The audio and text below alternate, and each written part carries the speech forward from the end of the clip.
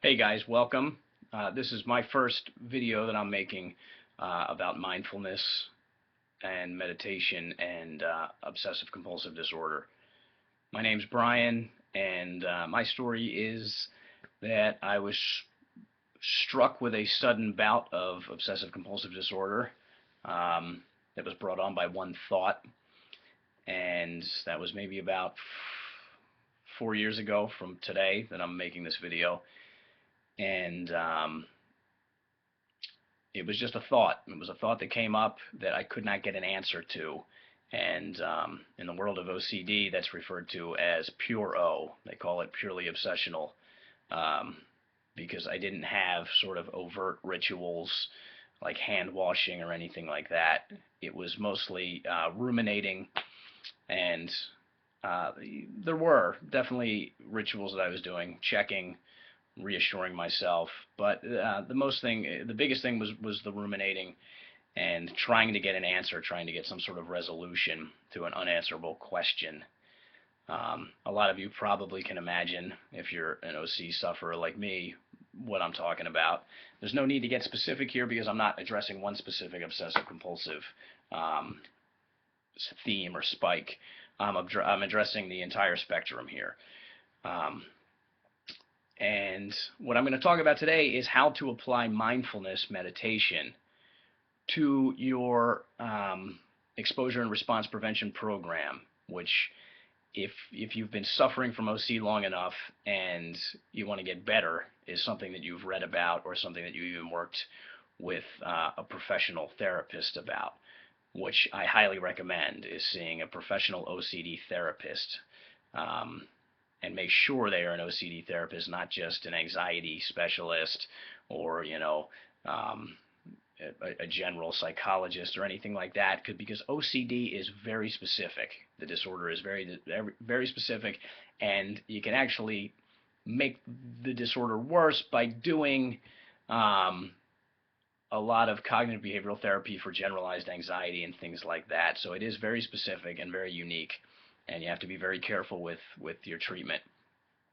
So what I'd like to talk about today, I'm going to make the assumption that if you're watching this, you're already on some sort of exposure response prevention program, or you at least know what it is. And I'd like to talk about today how I applied mindfulness meditation to my treatment to get much better results than I was getting from just the exposure response prevention alone. So for about a year and a half, I did exposure response prevention. I made my hierarchy of anxiety-provoking situations, and I went out and I faced my fears head on. And it did provide a little bit of relief, truthfully. My fear center probably got smaller. I had more tolerance for fear. The thing that the exposure response prevention doesn't address, if you ask me, is the other emotions that are associated with obsessive compulsive disorder, the feelings of shame and the feelings of guilt and even depression. And it also is a very hard treatment, exposure response prevention. It's not nice. You're not doing a nice thing for yourself. You're basically saying, come get me, I'm going to sit in your face. I'm going to come and get as much anxiety. I'm going to bring it on, and I'm just going to let it be there without doing any ritualizing. And the goal here is that you habituate eventually to the fear, and that really does work. I mean, imagine that you're watching a scary movie, and the first time you watch it, you can't sit through it. And then you watch it again a week later, and it becomes a little bit better. And then you watch it again 3 or 4 more times, and by the end of it, you're not scared at all. That's basically exactly the way exposure response prevention works. Now let's talk a little bit about mindfulness meditation. Okay, there's a million things you can find online about mindfulness meditation, and I would encourage you to do that, to do some reading and learn a little bit about it. But it's really not complicated. Mindfulness meditation is all about connecting with the present moment fully and non-judgmentally. Okay, that last part's really important there, the non-judgmental part, because us obsessive compulsive people, we're very judgmental about ourselves.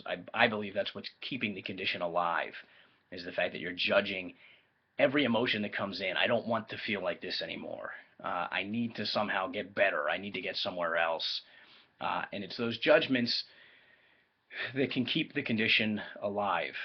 Um, so the way I used mindfulness meditation is I learned its basics first, and I wasn't trying to apply it directly to the OCD in the beginning. I just wanted to learn how to meditate.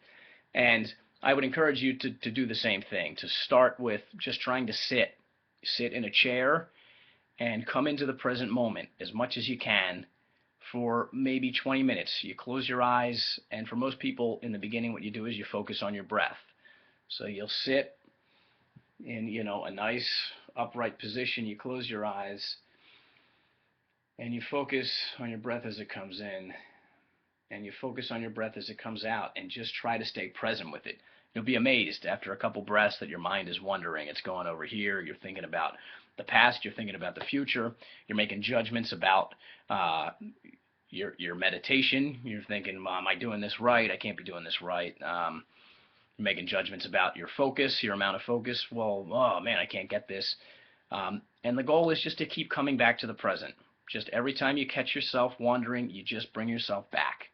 Just bring yourself back and come back to the breath and remind yourself to not be judgmental with yourself. Very hard in the beginning for OCD people. But to just remind yourself mentally in your head as you're breathing, okay, I noticed that. Let's see if I can just let it go, not judge it, and come back to the present moment. I understand how hard that is for people with OCD. Trust me, I suffered very, very badly from it. And the way that I use it now is that whenever I get a spike and I have this rush of anxiety, I sit with it. I mindfully come in contact with the feeling. I sit with it. I breathe with it. Okay? And I'm telling you, the amount of relief I've gotten by doing this has made it much more bearable, and has brought so much more joy back into my life, because I know how much joy is being robbed from your life because of OCD. So when I tell you that this really has helped me, I'm not trying to sell you on anything. I'm trying to help people because I know how damaging, and how limiting this condition can make your life. So for instance, I would recommend that you just try meditating for a while on your own.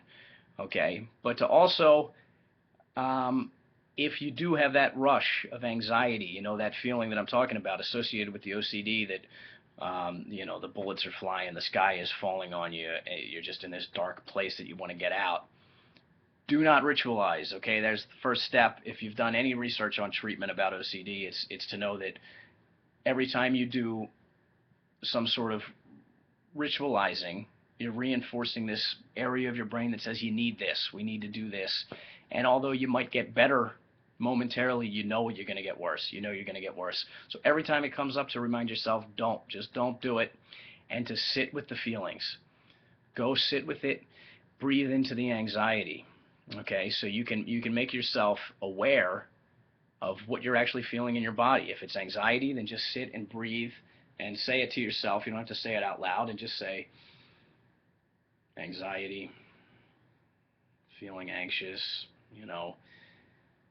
anxiety, and breathe into it. Feel what it really feels like. Is it in your chest? Is it in your back? Is it in your head?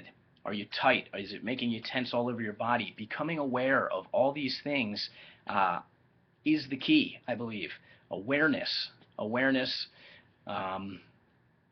to all the situations going on. And the better you practice, the more you practice, the better you become at being aware of when you're perhaps ritualizing, if you're doing some sort of reassurance seeking, if you're doing anything to make the condition worse, you're aware of it right away, and you're able to drop it before you do it.